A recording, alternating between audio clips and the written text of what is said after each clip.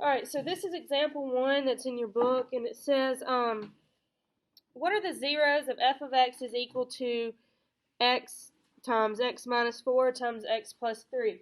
So if it's in factored form already, all you do is take each factor and set it equal to 0. So we would say x equals 0, x minus 4 equals 0, and x plus 3 equals 0. So they do that, and they tell us that our zeros are at negative 3 because x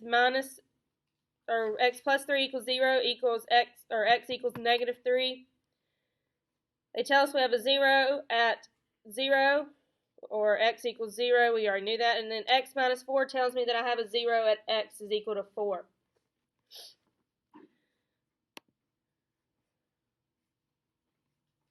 Alright, that's just basically what we're going to be looking at right here, except for they give us the non-factored functions. So I'm going to work those with you. So the first equation I have, I know they don't give us enough room to factor here, so I wrote it over here in my margin.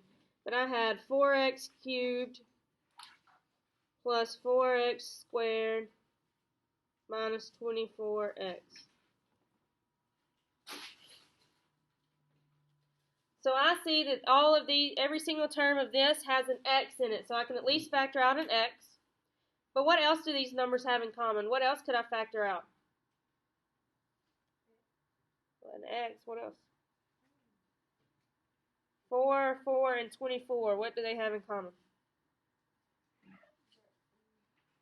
A 4, right? So I'm going to factor out a 4x. So 4x cubed divided by 4x would just leave me with x squared. 4x squared divided by 4x is just x. Negative 24x divided by 4x is a negative 6. So now what we do is we factor what's in parentheses.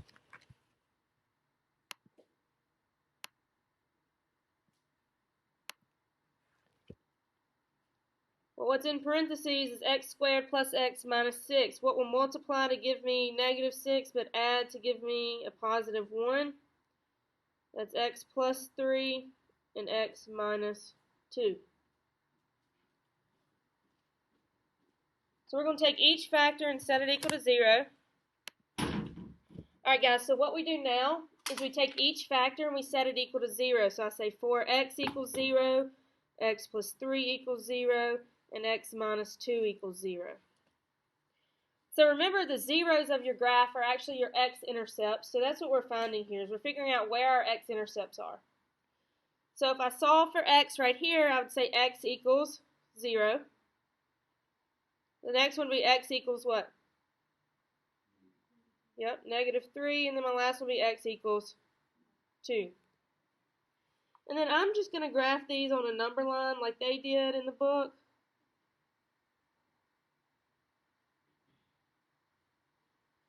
We'll let this be 0. So this is 2, 4,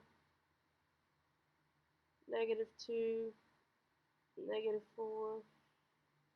And I'm just going to plot those points. So I had a 0 at 0. I had an x-intercept at negative 3. And then I also had an x-intercept at 2. So my zeros were, if I wrote them in numerical order, negative 3, 0, and 2.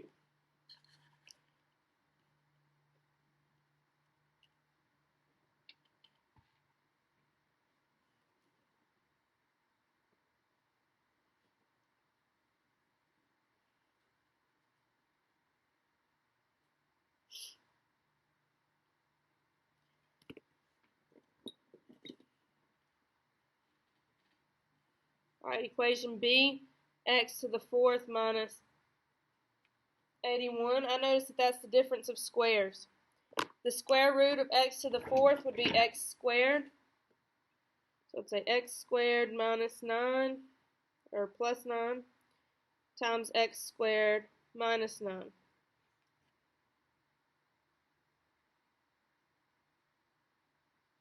If we tried to set this one equal to 0 right here, what would happen is it would give us an imaginary number, and we can't draw that on a number line.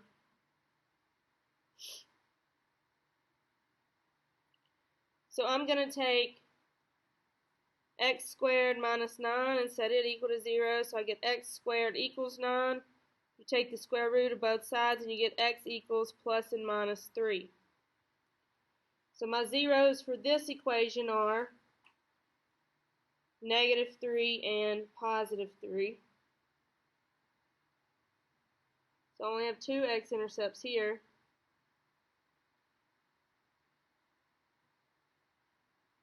So this would be 2, 4, -2, -4. So at -3 and at +3 are my two x-intercepts.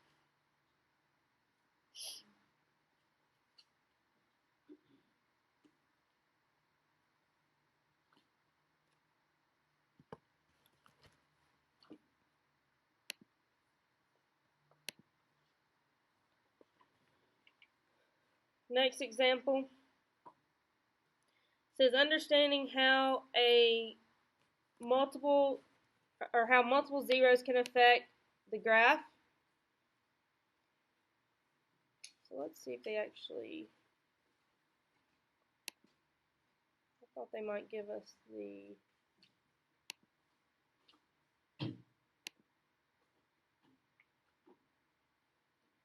okay, this is what I'm looking for. When the multiplicity of 0 is odd, the function crosses the x-axis. When the multiplicity of 0 is even, it has a turning point at the x-axis. So what they mean is, if you see how this is raised to the a power, or raised to the first power, if it was raised to the third power, that's right here. Do you see how it just went straight through on both? Just went straight through. It wasn't necessarily a turning point.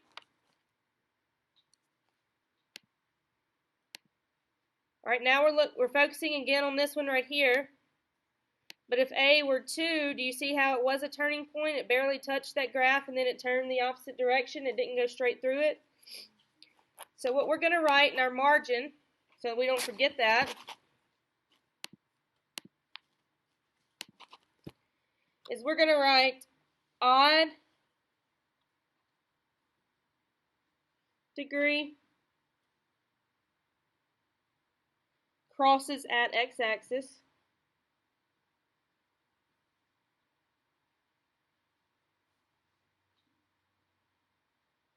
Even degree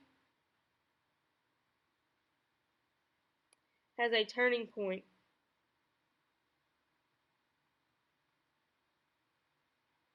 at x-axis.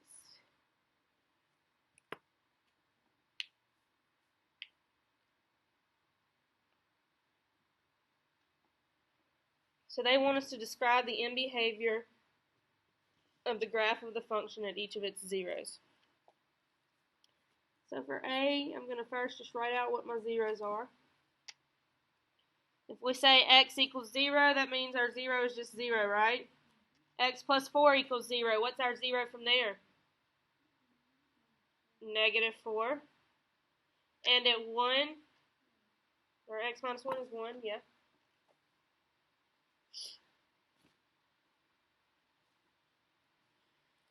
Alright, so I'm going to even write crosses at, and then turning point at. Alright, so let's look at our 0. Let's look at 0. It's an understood 1, right? So is that an even or odd degree? Odd. So is it going to cross or is it going to turn at that point? It's going to cross, so it's going to cross at 0.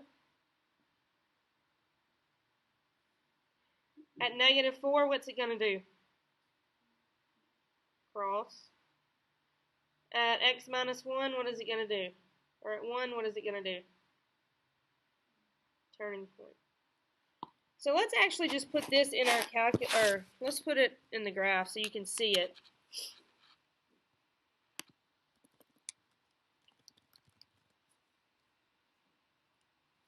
I know sometimes when there's a visual representation, it's a little bit better for you guys. So if we had y is equal to x times x plus 4 times x minus 1 raised to the 4th. So do you see how at -4 it crossed straight through it? At 0 it went cross straight through it, but here at 1, do you see how it turned and went the opposite direction? That's what we mean by crosses and turning points, okay?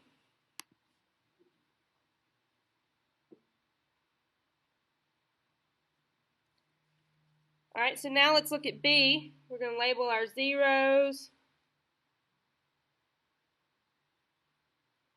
We're then going to say which ones they cross at, which ones are turning points.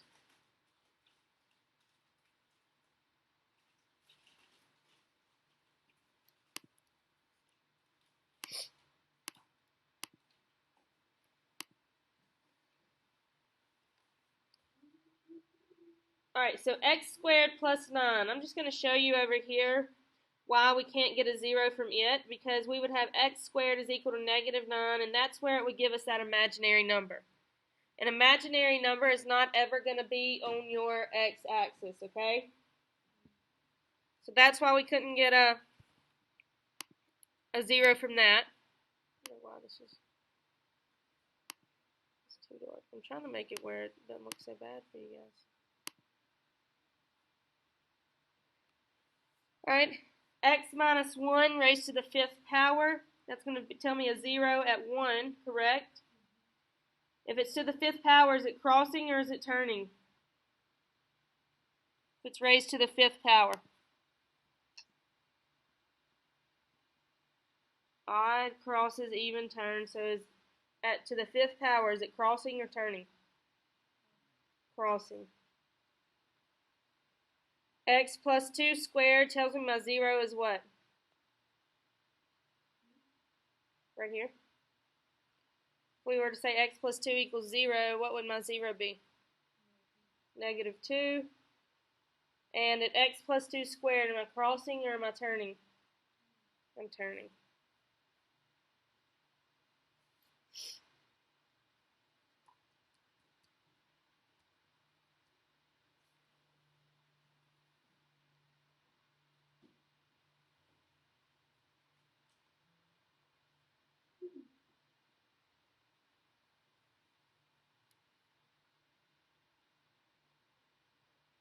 Alright, moving on to example 3.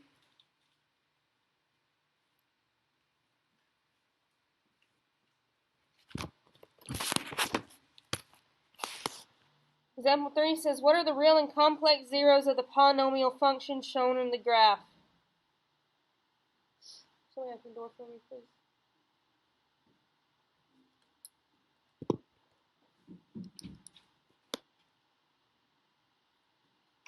So I'm going to tell you this, whatever power if it is in standard form, whatever power your equation is to is how many zeros you're going to have, whether they are complex or real. Looking at this graph, though, I only have one real 0, and that is right here. That's where it crosses this x-axis. What is my x value right here? X equals what? X equals 3. Well, you may be wondering, well, how do I figure out what my other zeros are? This is where synthetic division and the quadratic formula are going to come into play. So we take that x equals 3 and we use synthetic division, which is what we learned yesterday. We've got 2x cubed minus 8x squared plus 9x minus 9. Remember, we brought that first term down automatically. And then what did we do? we multiplied 3 times 2 to get 6. And negative 8 times, or plus 6 is a negative 2. 3 times negative 2 is negative 6. 9 minus 6 is 3. And 3 times 3 is 9. So what do we have a remainder of? 0. That is what we want. So this tells me now I've got 2x squared minus 2x plus 3. So far, and I'm going to come over here, I've got the equation f of x is equal to x minus 3. Well, where did I get the minus 3 from? If this is x equals 3, remember if we're doing the opposite? X minus 3 times 2x squared minus 2x plus 3.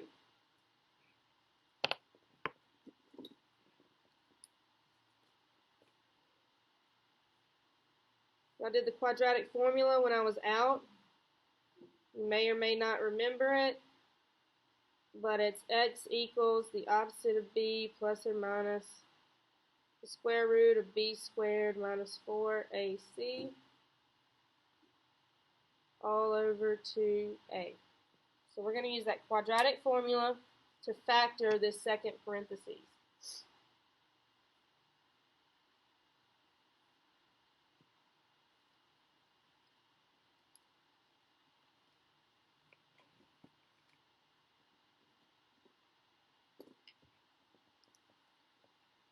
So x equals the opposite of b plus or minus the square root of b squared minus 4ac all over 2 times a.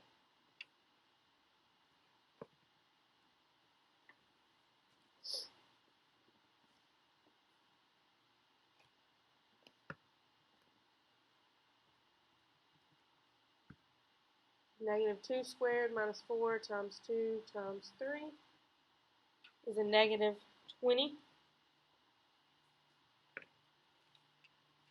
A positive and a positive, or a negative and a negative make a positive. So 2 plus or minus the square root of negative 20 over 4.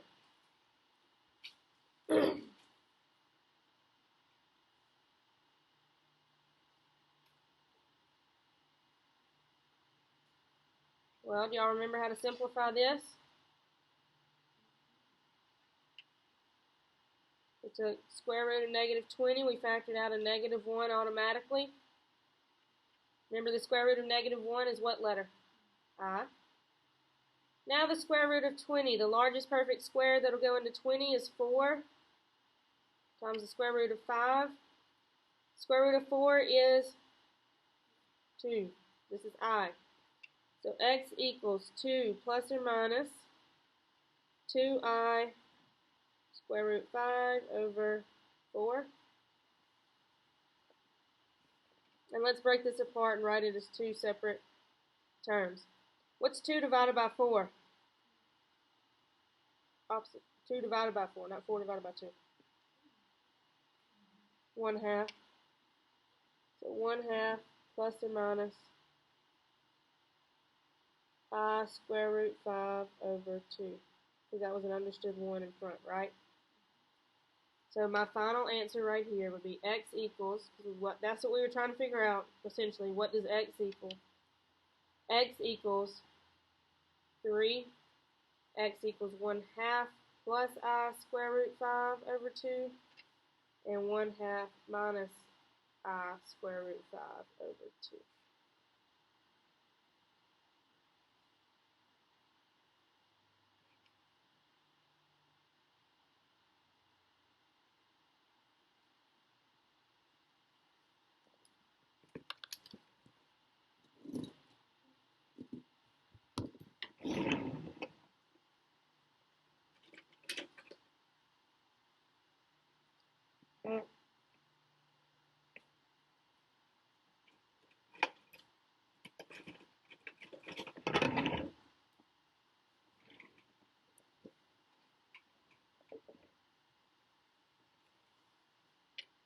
How many real zeros do I have for part B?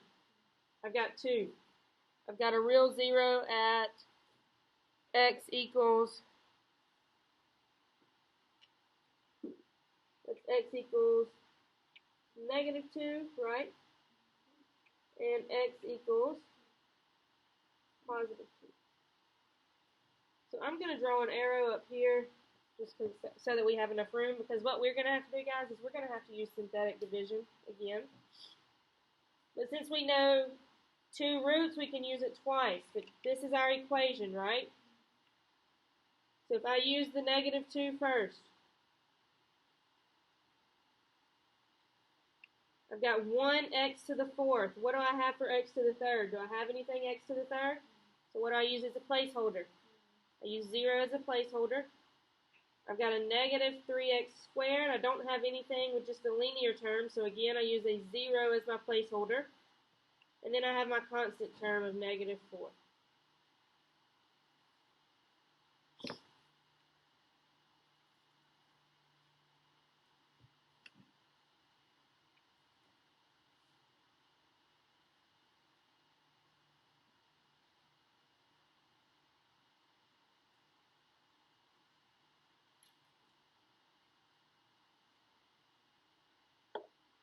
Bring down the 1.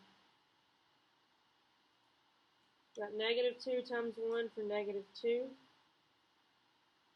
0 minus 2 is -2.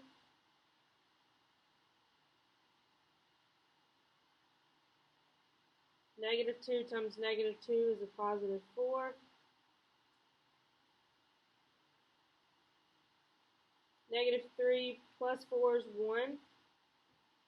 -2 times 1 is a -2.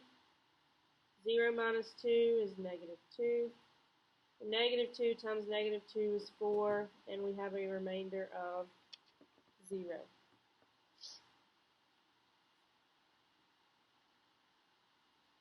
So now what this is telling me is I've got x to the 3rd minus 2x squared plus x minus 2. And still we can't use that quadratic formula. Well, why can we not? That's because this is not raised to the 2nd power. It has to be raised to the 2nd power in order for me to use the quadratic formula. So now I have to use synthetic division again, but I can't use -2 now. I have to use my second root. What was that second root? 2, right? So I'm going to use 2, and then I've got 1, -2, 1, and -2. Bring down the 1. 2 times 1 is 2.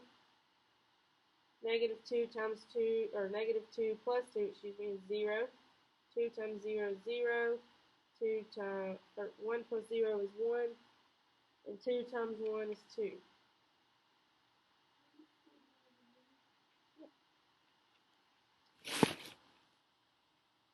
There we go. So because this was a cubic leading exponent, we now have our quadratic. So I've got x squared plus 0x plus 1 is equal to, what that was equal to? That's my new equation now. And guys, we use this, we set it equal to 0. That's why I said equals. We set it equal to 0 to solve for x. X squared is equal to -1. We take the square root of both sides. What did y'all just tell me the square root of -1 was? I. So x is equal to plus or minus I. So my answers are my 2 real roots. My real roots are -2 and +2. I've got an I right here and then a -I. Do you see how this is to the 4th power? And do you see how many roots I have? Got 4 roots.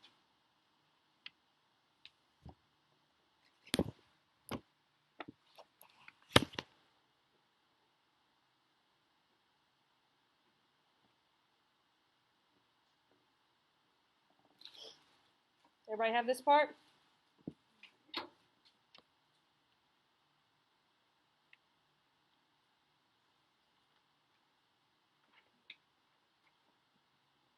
Alright, we're going to actually skip number 4. We're going to use it for some scratch work or some extra room up there. Number 5 says, what is the solution to the equations? In order for us to find the solutions to the equations, we need to move all terms to the left side so we can combine like terms, okay? So I'm subtracting x cubed from both sides. Subtracting 5x squared, adding 2x, and adding 24. So that all these cancel out, right?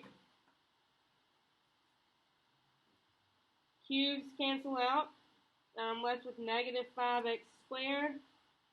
7x plus 2x is a negative 5x. 6 plus 24 is 30, and we set it equal to 0.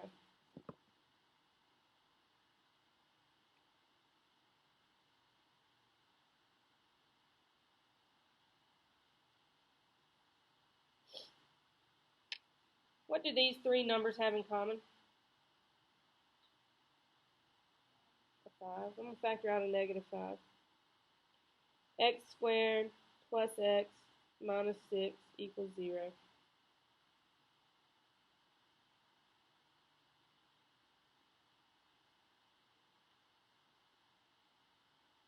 So negative 5 times x plus 3 times x minus 2 equals 0.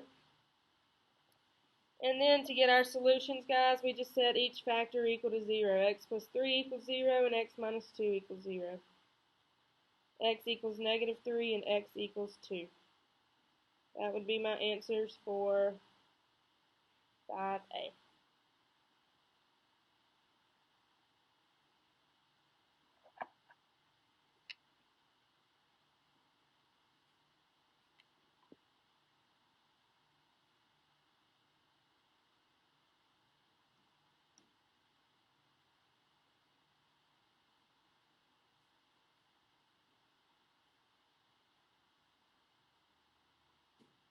We're going to do the same thing here for B.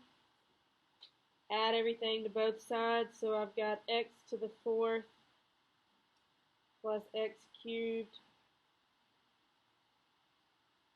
plus 2x squared minus, or not minus, plus 2x equals 0.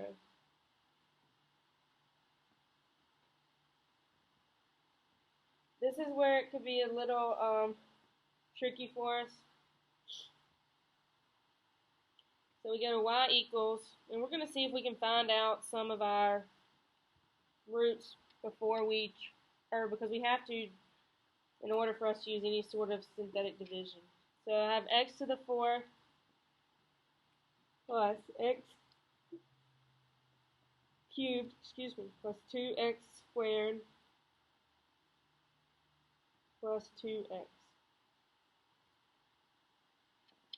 And I am looking for anywhere where y equals 0. Well, right here I see y equals 0. Don't y'all see that? Y'all see that?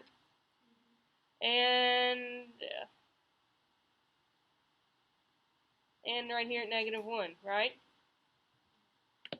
Well, let's look at this first, because look, all of these have an x in the each term, right? So with y equaling 0, I know that I'm going to factor out an x.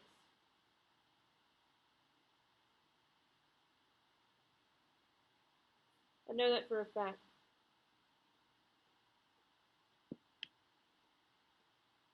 And that just told us here that we had a root at negative 1. So what I'm going to do is I'm going to use that negative 1 to use synthetic division with what's inside my parentheses. So I'm going to bring that up here. So I'm going to say negative 1, 1x cubed, 1x squared, 2x, and 2. Bring the 1 down. Negative 1 times 1 is negative 1. 1 minus 1 is 0. Negative 1 times 0 is 0. Negative 1 times 2 is a negative 2, and that would be 0.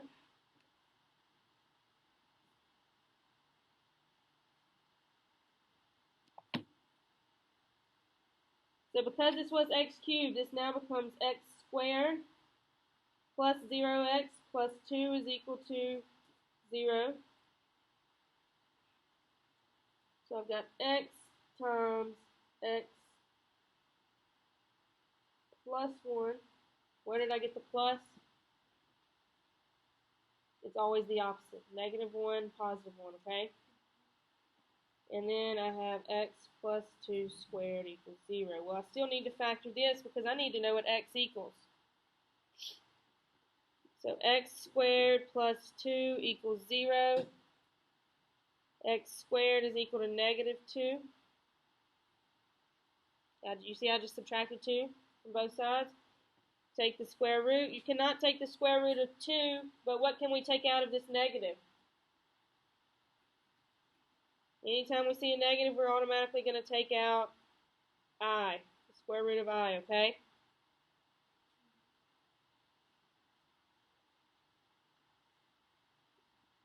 So that's this answer right here.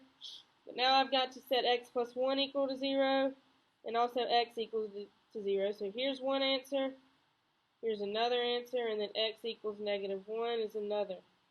So my final answer would be x equals negative 1, 0, and plus, we can just do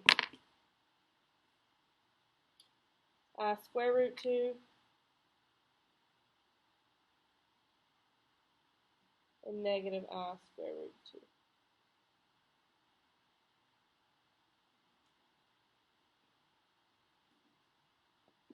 Give you a second to get caught up. I know that was a lot.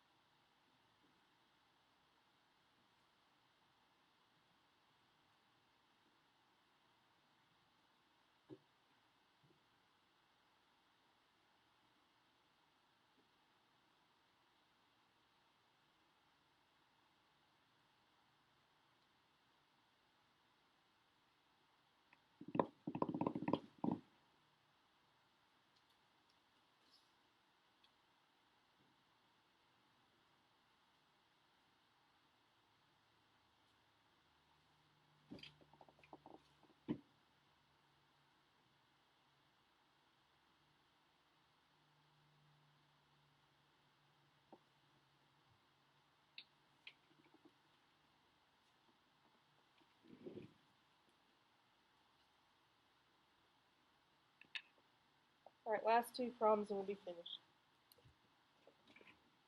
What are the solutions of this inequality?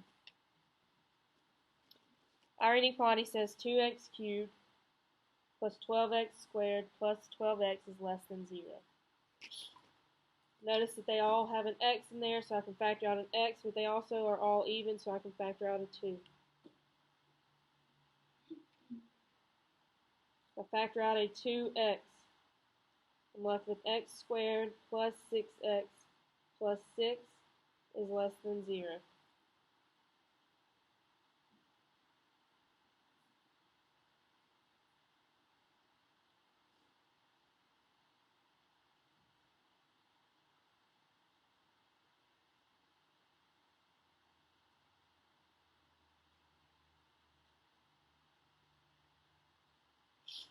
So I'm going to use quadratic formula to simplify what's inside parentheses. So x is equal to negative 6 plus or minus square root of 6 squared minus 4 times a times c, all over 2 times a, which is 1. So that x is equal to negative 6 plus or minus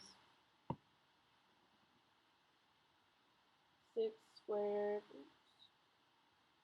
6 squared minus 4 times 1 times 6, which is 12. So the square root of 12 over 2.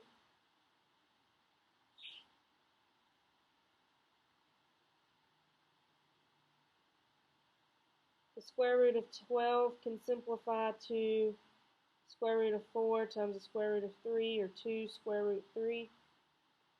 So I've got negative 6 plus or minus 2 square root 3 over 2. Negative 6 divided by 2 is a negative 3. 2 divided by 2 is just 1, so negative 3 plus or minus the square root of 3.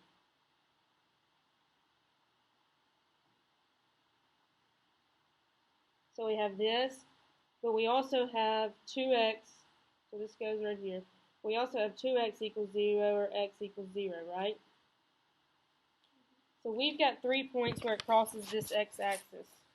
So I'm going to pull that graph up on here so we all can see it.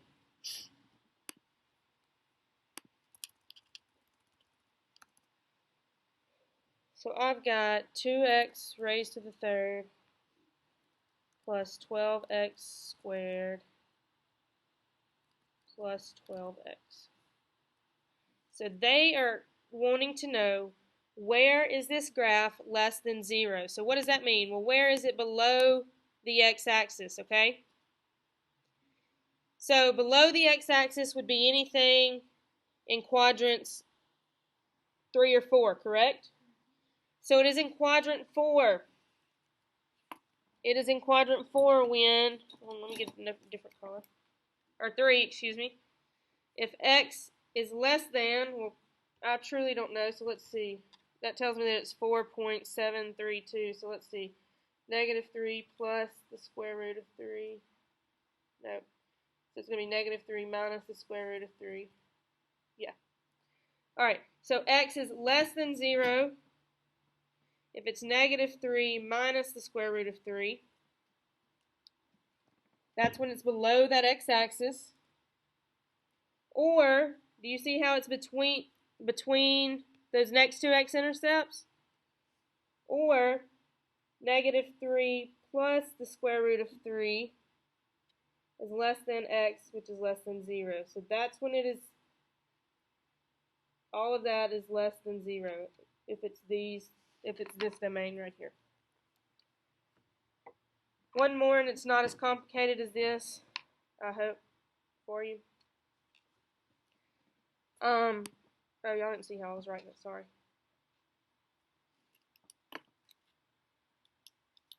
This right here is the difference of squares. These are both perfect squares, and there's a subtraction sign in between. That's how I know that. That's x plus 1 times x minus 1. This one can be factored without using the quadratic formula. It would be x minus 3 times x plus 2. And they want to know when all of this is greater than 0. So let's see what my x values even are. I've got x equals negative 1, x equals positive 1, x equals 3, and x equals negative 2, right? Don't worry, I am going to come back to this if you're not finished writing it. So I had x squared,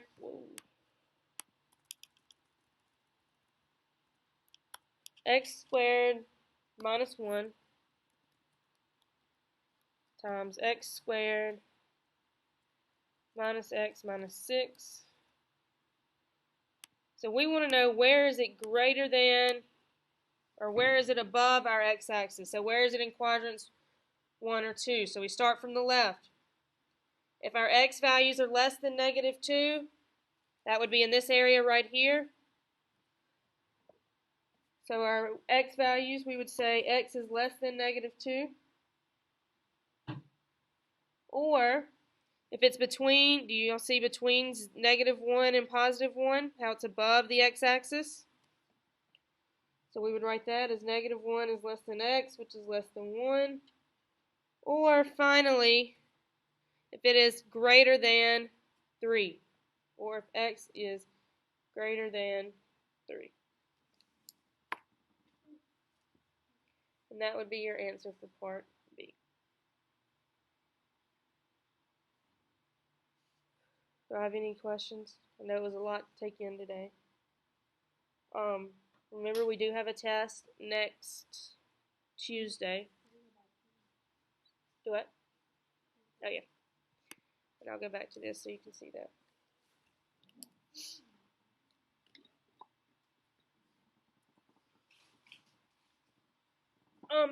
Hopefully in the next few days, I've got about 10 grades I need to put in the grade book.